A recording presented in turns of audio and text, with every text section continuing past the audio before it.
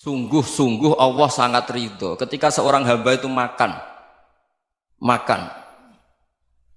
ketika sesuap nasi dia muji Allah, ketika minum seteguk nasi dia muji Allah.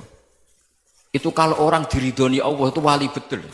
Itu untuk jadi wali itu gampang, kamu makan ridho, kamu ninjak buminya Allah ridho seneng, kamu hidup keseharian aman seneng.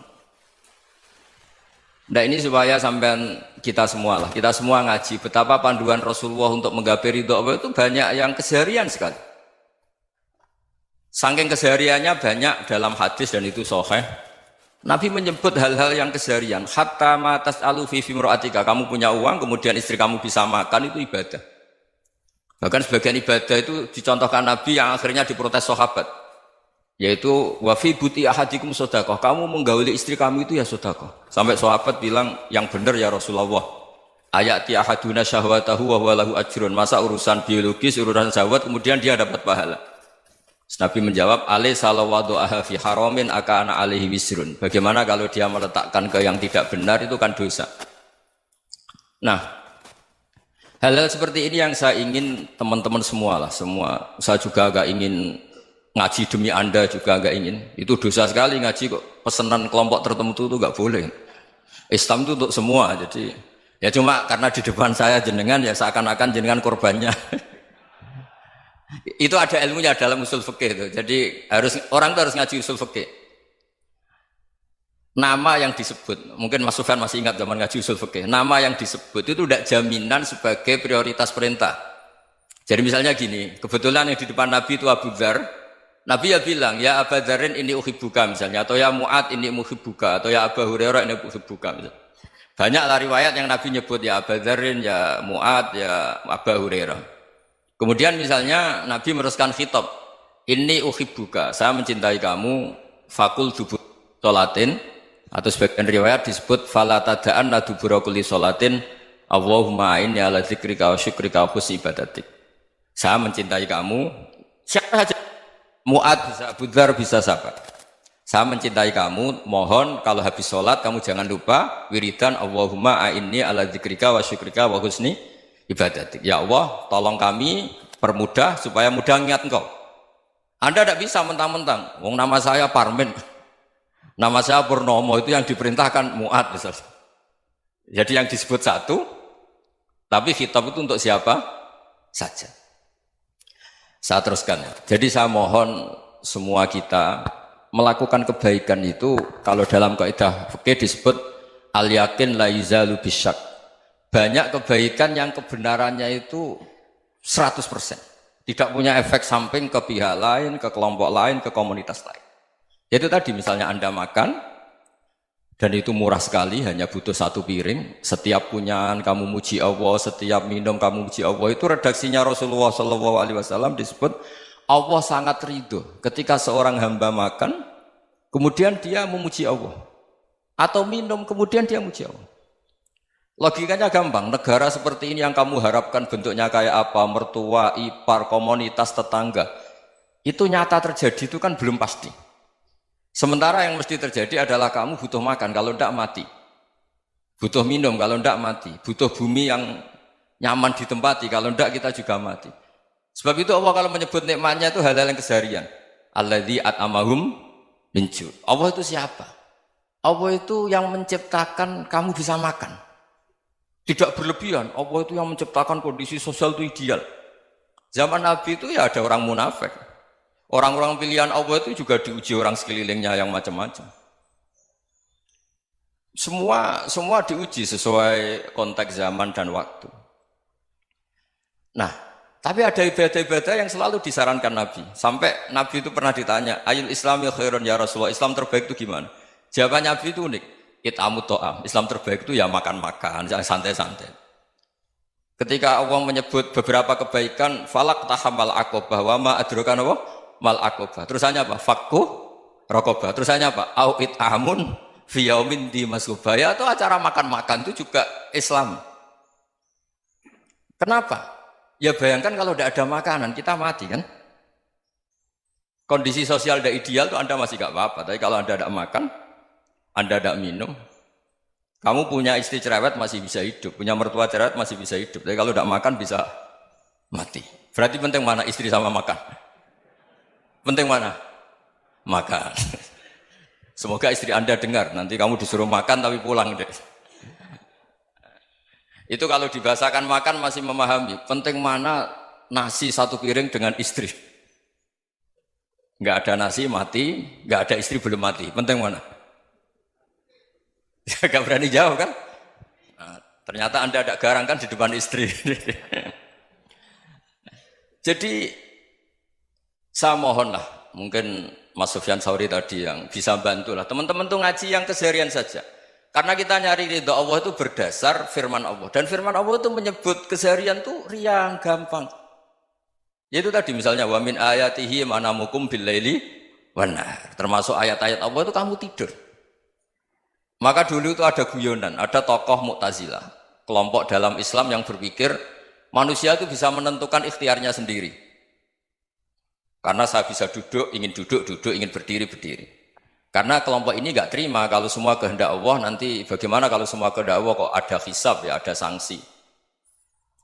Lucunya itu, dia akhirnya, ini cerita ya, mencintai seorang perempuan, cantik sekali. Dan itu dia menjadi ahli sunnah itu oleh hal-hal yang sepele. Karena istrinya cantik, ya namanya suami istri itu hubungan intim. Terus ditanya, Mas, masih ingin lagi? Masih. Silahkan diulang lagi. Wah ya tidak bisa. Katanya manusia bisa menentukan yang diinginkan. Itu tobat itu. Itu nggak bisa ditobatkan Mas Sufyan Ats-Tsauri. Orang cantik yang mudah nobatkan orang itu orang cantik. Segampang itu. Akhirnya kita tahu, makanya kalau dalam kitab Hikam itu disebut al-aqil mayyakul madza yaf'alu wa hubi wal ghafil mayyakul madza af'al. Orang yang punya akal karena sadar ini wilayah Allah, semua milik Tuhan. Itu dia tiap hari berpikir, besok Allah akan melakukan apa terhadap dunia ini. Kamu merencanakan sesuatu mau plesir, ternyata gempa.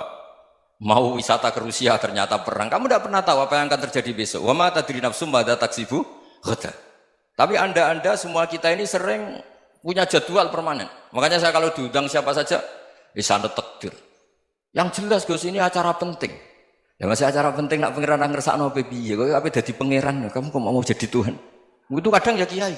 Penting Gus acara ini jenengan harus memastikan bisa. Loh kamu itu yang ngajarin tauhid, sesuatu itu biadillah kok bilang-bilang apa pasti. Kalau maksa terus tak tobatkan loh kamu kata saya. Ya kalau gitu Gus bilang insya Allah. Wah itu hati saya, fisik saya, roh saya sudah bilang insya Allah. Tidak usah kamu latih kata saya. Nah hal-hal tauhid keseharian itu gampang sebetulnya. Wal ghafil yaqulu madza af'al. Tapi orang yang lupa Allah dia setiap hari bilang besok apa? Kita bisa melakukan apa? Seakan-akan dia itu aktor, dia penting, dia subjek permanen, dia. Padahal kita ini hanya objek kehendak Allah Subhanahu wa taala. Karena kita yakin sesuatu yang terjadi di alam raya ini kita tidak bisa apa-apa. Makanya saya sering ngaji, sering bilang saya, ketika Anda mensifati Allah, Dia yang menghidupkan. Sudah itu tanamkan sehingga ketika kita mati santai saja. Kenapa santai? Allah punya cara menghidupkan kita. Zaman kita hidup juga gak tahu caranya ngelola jantung, ngelola paru-paru. Kamu juga gak tahu ngelola oksigen yang tidak beracun, tidak ngandung polusi. Tahu-tahu hidup. Gak ingin tua ya tahu-tahu tua, gak ingin mati tahu-tahu mati. Selama ini kita hidup juga gak tahu apa sebetulnya. Hanya gaya tok, punya jadwal, punya planning. Kalau kamu bisa menentukan pilihan Anda, pasti Anda istrinya cantik, 4 neriman semua, qanaah semua. Nyatanya enggak kan? Ada 1 jelek, cerewet. Oh itu kan, nyatanya enggak bisa apa-apa Anda kan? Dan kamu bawa mati lagi. Itu kan istri Anda juga gitu, punya keinginan, punya suami yang ganteng, yang jabat, yang neriman, yang enggak poligami. Ya enggak kesampaian juga. Kalau kita ngitung tingkat kegagalan kita itu gagal terus. Ya kan? Nah, terus ingat Allah. Madza yaf'alu wa bi. Orang yang punya akal selalu berpikir Allah itu menghendaki apa terhadap saya. Lalu sama-sama orang melihat orang yang serius. Itu kata Anda itu pemikir berat, serius. Senang punya tokoh yang merengut karena kamu anggap serius. Tapi sebagian orang anggap orang yang serius itu wong merengut, wong masam, wong muka kok ditekuk. Jadi sama Itu hati, ya muqallibal qulub tsabbit qalbi ala dini. Karena kita nggak tahu cara berpikir kita tentang orang lain, tentang sekeliling kita. Misalnya kita orang baik yang jenis ngrumat fakir miskin. Ada orang bangun masjid mewah itu janggal. Apa artinya masjid mewah kalau banyak orang kelaparan? Tapi kalau yang jenis pendidikan apa artinya masjid mewah kalau tidak bisa ngaji? Nanti yang jenis infrastruktur apa artinya ini kalau semuanya punya sudut pandang yang berbeda-beda. Dan Islam mengapresiasi semua kebaikan. Tapi katakan semua kebaikan itu adalah kehendak Allah Subhanahu wa taala. Karena apapun baik Anda itu pakai fasilitas yang diberikan oleh Allah Subhanahu wa taala. Sehingga ini yang disebut kulillah sumadarhum fi khawdihim yal'abun. Ya kembali tadi ke tema-tema bahwa keseharian Anda ini sudah Islami. Saat Anda tidak bisa melakukan apa saja. Saya sering ada jenazah, biasanya kalau tetangga meninggal saya sering disuruh ngelepas. Saya bilang orang ini baik karena sering ngelamun di rumah, sering nganggur di rumah. Ditanya sama anaknya, kenapa Gus nganggur baik? Ya kalau dia nganggur artinya juga agak berbuat sesuatu yang maksiat kan? Ya kan? Orang nganggur di rumahnya ya tidak bunuh orang, tidak maling, tidak korupsi, ya namanya nganggur di rumah. Lah cuma istri cara pandang nganggur gak menghasilkan uang gitu. Tapi juga gak menghasilkan kriminal kan? Jadi sebenarnya Islam itu makanya kalau sampai ngaji usul fikih itu ada kitab usul fikih namanya Lubul Usul, itu terkenal sekali di pesantren itu. Itu kalau ngapresiasi keseharian itu luar biasa.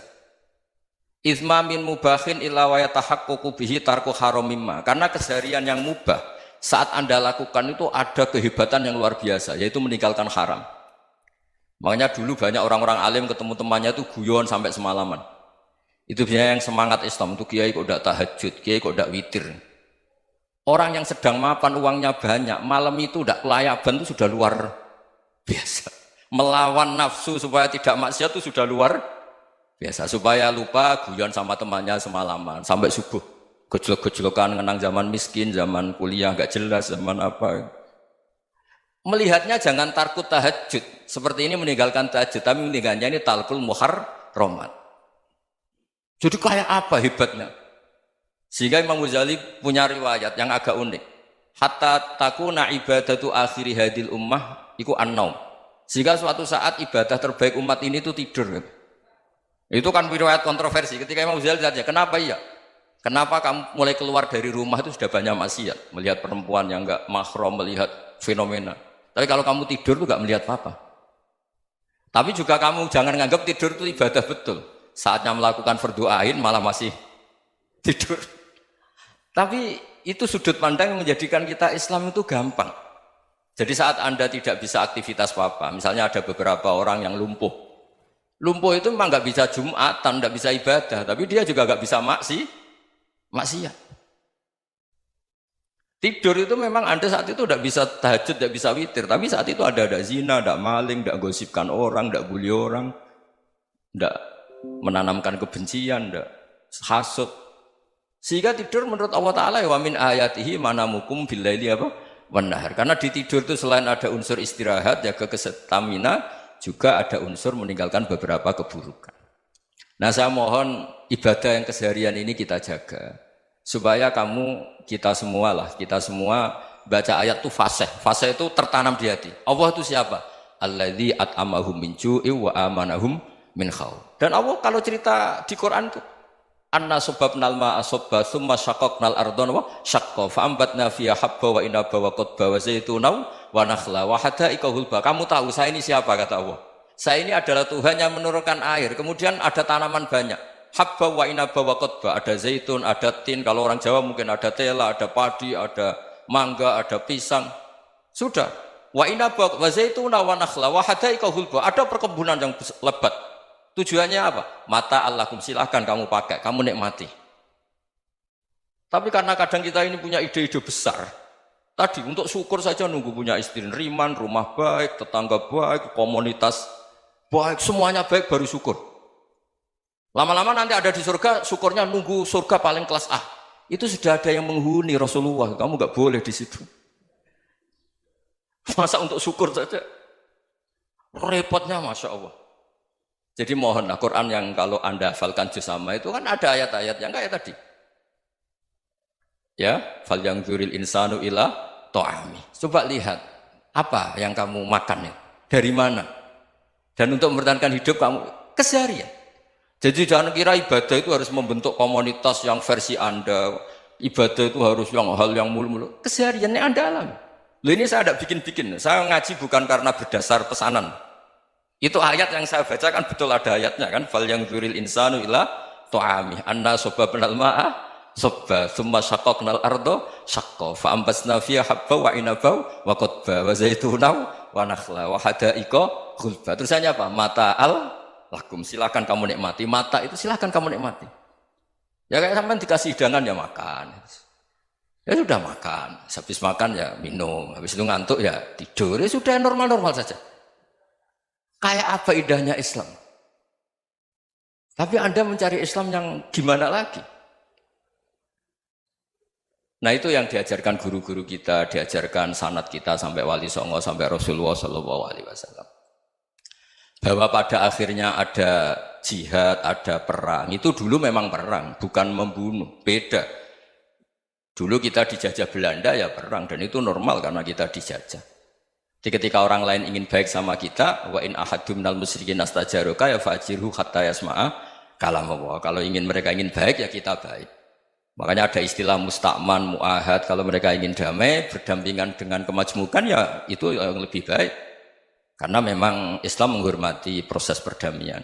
Wa in janahu lis-salmi ya fajnah lah. Kalau ingin damai ya kita harus